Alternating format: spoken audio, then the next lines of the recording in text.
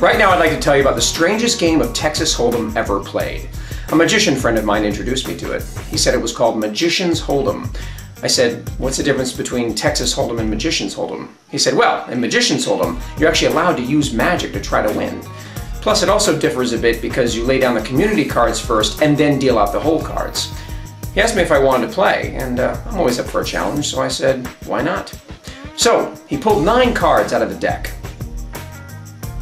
1, 2, 3, 4, 5, 6, 7, 8, 9. And he handed me the packet and asked me to give him a little shuffle.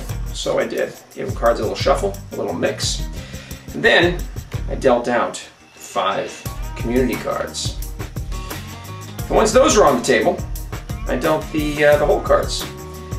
Now before I dealt him his 2 cards right here, I snuck a little peek at him. And I saw that he almost had a straight flush or even a royal flush, but not quite.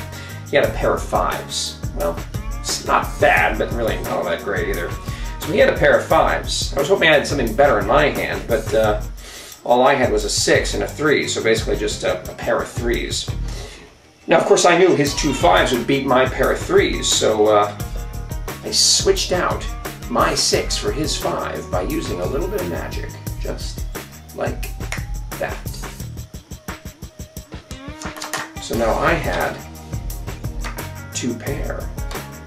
I said, I've got 2 pair, what have you got? And he said, well, I've got a jack, and before he turned over the next card, he worked a little magic himself and turned that 6 into an ace of spades, giving him a royal flush. And just as he was about to grab for the money, I said, hey, wait a minute, not so fast, that hand doesn't count. He said, what do you mean? Why doesn't it count? I said, well, these cards aren't even from the same deck.